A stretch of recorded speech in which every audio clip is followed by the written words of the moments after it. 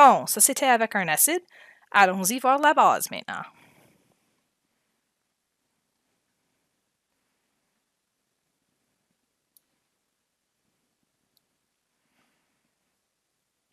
Exemple 2. La quinine est utilisée pour le traitement du paludisme.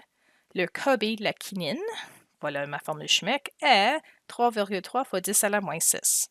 Quel est le pH d'une solution de quinine à 3,5 fois 10 à la moins 3 mol par litre? Donc, la quinine, ça c'est une base qui n'est pas dans votre tableau, donc je vous ai donné la valeur de KB là.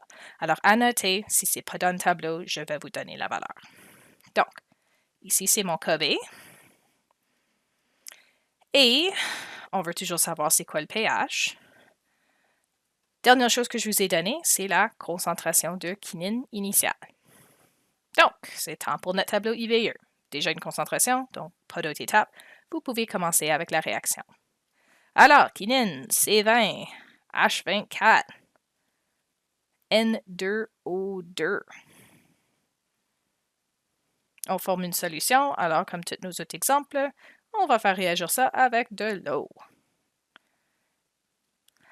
Ici, je ne vous ai pas dit si c'est un acide ou une base. Si le nom ne contient pas acide, c'est une base. Mais aussi, je vous ai dit qu'on parle de KB, base, alors c'est une base. Alors, deux manières de le savoir. Donc, si c'est une base, c'est un accepteur de protons. Je vais voler un hydrogène, on va le rajouter à la fin de la molécule. Alors, j'aurai du C20, H24, N2, O2, H plus. Bon, puis là, ce qui va me rester de l'eau, OH moins. Une autre manière de vérifier que tu as bien fait ça, si tu trouves OH à la fin et c'est une base, c'est la bonne chose. Si tu as formé un ion hydronium, c'est ça le cas d'un acide, ah, c'est pas ça. Bon, tableau IVE.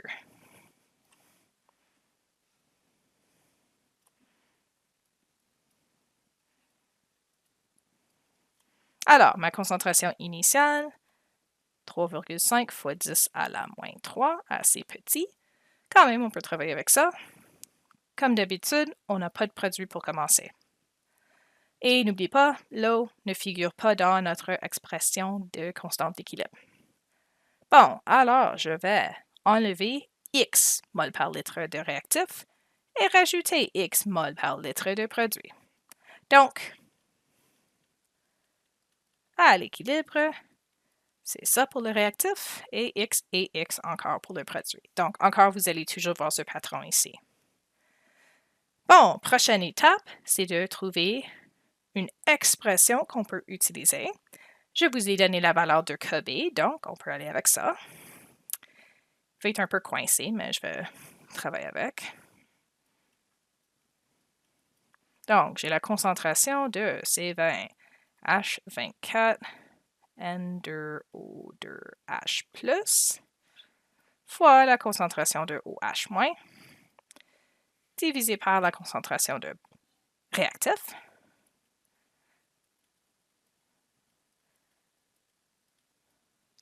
Quinine, et voilà. Là, je peux commencer à rentrer mes valeurs. Alors, j'ai la valeur de KB.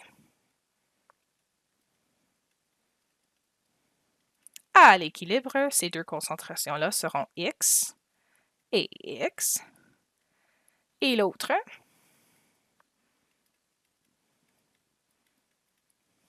voilà. Donc là, encore une fois, notre but est de créer la forme ax au carré plus bx plus c est égal à 0 pour pouvoir utiliser ensuite la formule quadratique. Donc, comme auparavant, on va prendre tout ce qui est en bas. Je vais multiplier l'autre côté par ça, puisque c'était une division. Alors, 3,3 fois 10 à la moins 6 fois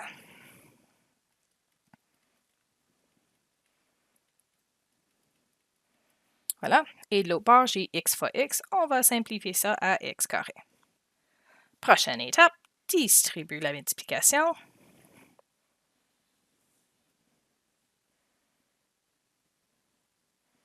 Alors, environ 1,188 fois 10 à la moins 8 pour celui-ci. Ensuite, pour le deuxième, c'est plus facile. Pas de calcul à faire. Puis finalement, c'est de tasser tout un bord. Encore, tu peux mettre le x carré l'autre côté et travailler avec le a négatif. Personnellement, je préfère faire l'opposé, mais comme tu veux. Alors, on va tasser les deux termes de l'autre bord. Ils vont changer de signe. Et je vais finir avec 0 est égal à x carré plus 3,3 fois 10 à la moins 6x moins 1,188 fois 10 à la moins 8. Alors, encore une fois, j'ai A qui est 1, B et C. Bon, ça veut dire que c'est temps pour la formule quadratique, puis cette fois-ci, j'ai vraiment pas de l'espace, alors on va continuer à la prochaine page.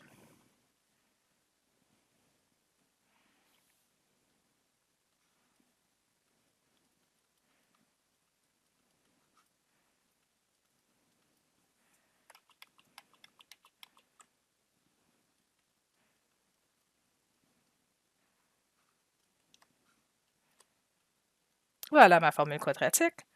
Nous allons rentrer nos valeurs. Donc, négatif B, c'est négatif 3,3 fois 10 à la moins 6, plus ou moins la racine carrée de B au carré, moins 4 fois A, 1, et fois C. 1,88 fois 10 à la négative 8. Oui.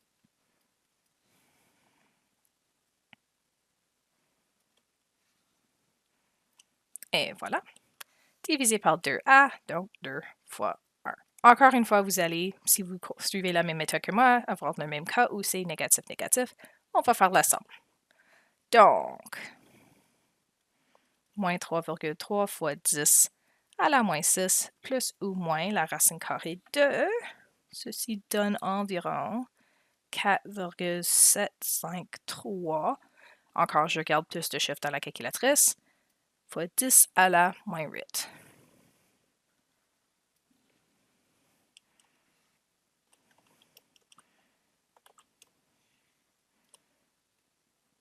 Et divisé par 2. Évidemment, dans ce cas ici, si tu commences avec un chiffre négatif et tu fais une soustraction, tu vas finir avec un chiffre négatif. Donc, vous pouvez sauter directement à ce point au cas positif. C'est la seule manière que tu vas avoir une réponse valide. Donc, si je donne ça plus la racine carrée, et ensuite divisé par 2, la valeur que vous allez obtenir, 1,07 environ, fois 10 à la moins 4 mol par litre.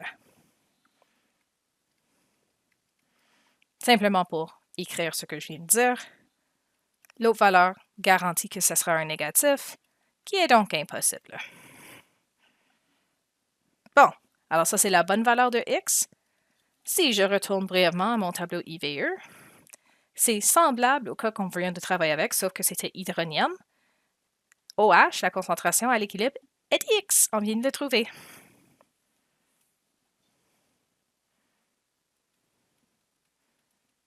Bon, alors maintenant j'ai la concentration de OH. Là, j'ai un petit pépin au calcul qui est un peu différent avec les acides. Si je cherche le pH, la relation est avec la concentration hydronium. Donc, il va falloir qu'on échange ceci. Alors, il y a deux possibilités. Option 1. Alors, tiens, je vais sous-diviser la prochaine partie. Premièrement, je pourrais calculer le pOH avec cette concentration-là.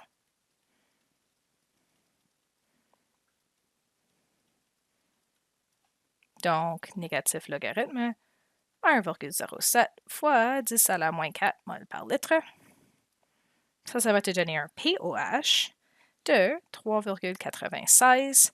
Et là, on a la belle relation entre pH et pOH. Donc, pH est égal à 14 moins pOH. 14 moins 3,96 me donne un pH de 10,04. Et voilà. Donc, version 1. Ou l'autre option, si tu préfères, ce que je peux faire, c'est déterminer la concentration hydronium ensuite calculer pH directement. Pour ça, je peux utiliser la relation KE et l'auto-ionisation de l'eau. Donc, on ne l'a pas fait depuis un petit bout, alors je voulais faire un rappel de ceci. Donc, la concentration H3O fois OH est égale à 1 fois 10 à la moins 14. Donc, si je veux savoir c'est quoi ma concentration hydrolium, je peux diviser 1 fois 10 à la moins 14 par la concentration d'hydroxyde. Donc, dans ce cas ici, divisé par 1,07 fois 10 à la moins 4. Ce qui va me donner une concentration H3O+, 9,315 fois 10 à la moins 11. Et de là, maintenant, je peux calculer le pH directement avec cette formule ici.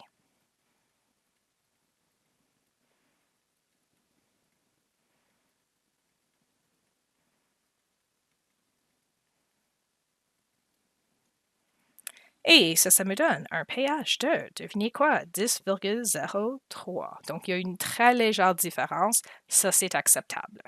Donc, choisis la méthode que tu préfères et vas-y.